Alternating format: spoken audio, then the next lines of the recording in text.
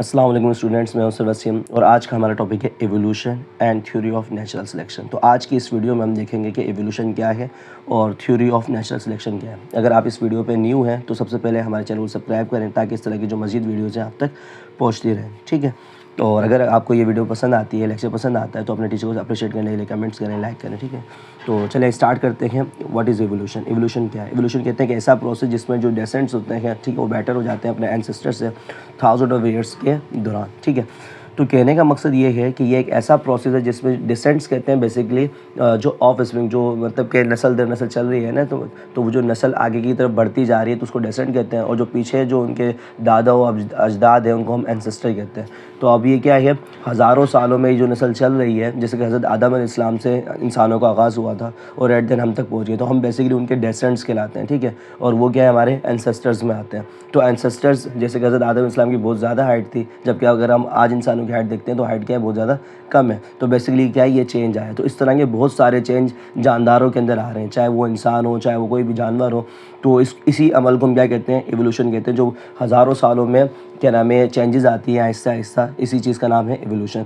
तो इस एवोल्यूशन से रिलेटेड हमारे पास एक थ्योरी है नेचुरल सिलेक्शन, जो कि चार्ल्स डार्विन ने 1859 में पेश की थी, ठीक है। अपनी उन्होंने एक किताब पब्लिश की थी जिसका नाम था ओरिजिन ऑफ स्पीशीज़। इस किताब के अंदर इन्होंने इस थ्योरी का पेश किया था। जबकि चार्ल्स डार्विन की अगर हम लाइफ पीरियड की बात करते हैं तो 1809 में पैदा और 1882 में इस दुनिया से चले गए थे। 1809 में वो इस दुनिया में पैदा हुए थे और 1882 के अंदर इस दुनिया से चले गए थे। तो बेसिकली अगर इसका हम स्टेटमेंट देखते हैं इस थ्योरी के अंदर, ये क्या कहना चाह रहे थे, उन्होंने बताया था कि ऑर्गेनिजम्स जो होते हैं वो अडाप्टेशन करते हैं अपने एनवायरनमेंट के हिसाब से ताकि उसमें वो फिट तरीके से रह सकें और लॉन्ग टाइम तक सर्वाइव कर सकें, ठीक है। तो और इन सारी चीज़ जो ये रहने का जो तरीका है, अगर ये अडाप्टेशन नहीं करते हैं तो इस दुनिया से वो वैनिश हो जाएंगे, ठीक है। और नेचर उनको सेलेक्ट करता है कि कौन सा जानवर इस दुनिया में रहेंगे। जो मतलब अपने अंदर चेंजेस करते रहते हैं और एनवायरनमेंट के हिसाब से परफेक्ट हो जाते हैं, वही इस दुनिया के अंदर सर्वाइव करते हैं। यही नेचर का कानून है। इस थ्योरी को हम कुछ पॉइंट्स के थ्रू समझ सकते हैं। तो इसका मेन फैक्टर नंबर 1 है ओवर प्रोडक्शन। तो जानदार बेसिकली क्या करते हैं, सबसे पहले वो ओवर प्रोडक्शन करते हैं, मतलब अपनी तादाद ज़्यादा से ज़्यादा बढ़ाते हैं, खुद को रिप्रोड्यूस करते हैं, मतलब बच्चे देते हैं ताकि उनकी जो तादाद है वो ज़्यादा से ज़्यादा हो जाए, इंक्रीज़ हो जाए इनकी पॉपुलेशन, ठीक है। ये आइडिया इसलिए आता है कि ज़्यादा ऑफ स्प्रिंग होने से क्या होगा, वो ज़्यादा टाइम तक इस दुनिया के अंदर सर्वाइव कर सकेंगे, ठीक है।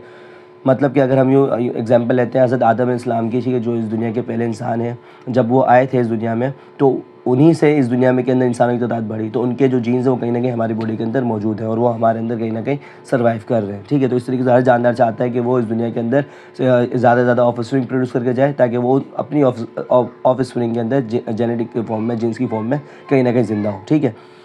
तो इसीलिए वो क्या करते हैं, ओवर प्रोडक्शन करते हैं। फिर उसके बाद इसका जो सेकंड स्टेप वो क्या है, हमारे पास स्ट्रगल फॉर एग्जिस्टेंस। वो ज़िंदा रहने के लिए क्या करते हैं, फिर जद्दोजहद। जब ये ज़्यादा आबादी बढ़ जाती है अब जाहिर सी बात है वो रिसोर्सेज के लिए क्या करेंगे, आपस में कंपटीशन वगैरह करेंगे, झगड़े वगैरह करेंगे, लड़ाई वगैरह करेंगे, जंग वगैरह करेंगे, और एट द एंड जो ताकतवर होंगे वो सर्वाइव करेंगे, ठीक है। और ये बेसिकली जो कंपटीशन हो रहा है, जंग हो रही है, किसके सिलसिले में हो रही है, कि फूड के सिलसिले में हो रही है, शेल्टर के सिलसिले में हो रही है, ठीक है। फूड क्या है, उनकी खुराक वगैरह के लिए, शेल्टर रिहाइशगाह वगैरह के लिए, ठीक है, वो आपस में लड़ते हैं। अब ये लाजमी नहीं कि सेम स्पीशीज़ आपस में लड़ रही होंगी, ऐसा भी हो सकता है डिफरेंट स्पीशीज़ आपस में लड़ रही हों, ठीक है। तो कंपटीशन आपस में भी हो सकता है और दूसरे जानदारों से भी हो सकता है।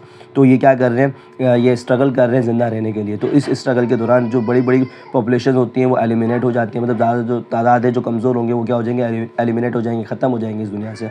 और इस तरीके से पॉपुलेशन है वो स्टेबल रहती है, ना ज़रूरत से ज़्यादा होती है ना ज़रूरत से कम होती है, ठीक है।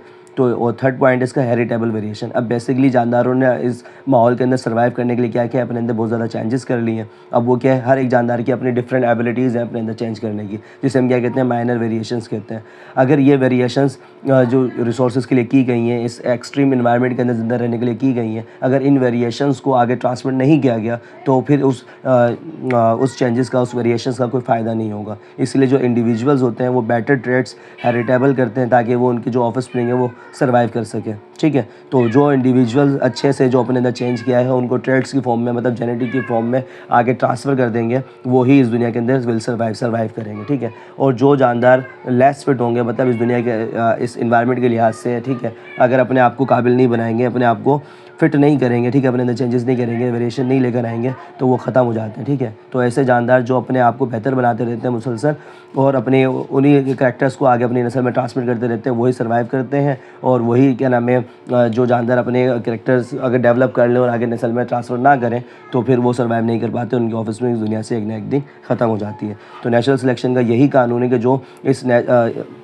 इस दुनिया के अंदर अपने आप को फिट कर लेगा, ठीक है, अपने एनवायरनमेंट के हिसाब से, वही सर्वाइव करेगा और वही अपनी क्या नाम है फेवरेबल वेरिएशन के थ्रू ज़िंदा रहेगा। और उसको इनहेरिटेंस के थ्रू, मतलब पेरेंट्स से और अपनी ऑफस्प्रिंग के अंदर वो ट्रांसफ़र करता रहेगा कैरेक्टर को, तो ताकि उसकी ऑफस्प्रिंग क्या है, इस दुनिया के अंदर ज़्यादा से ज़्यादा सर्वाइव कर सके। अगर वो इस अपने जो कैरेक्टर्स अगर डेवलप कर लेता है और अपनी नस्ल में ट्रांसफ़र नहीं करता है, तो उसकी आगे आने वाली जो नस्ल है वो वीक होगी और वो सर्वाइव नहीं कर पाएगी और वैनिश हो जाएगी। तो कुदरत का यही कानून, जो ताकतवर होते हैं वो ज़िंदा रहते हैं, जो कमज़ोर हैं वो मर जाते हैं, ख़त्म हो जाते हैं, ठीक है।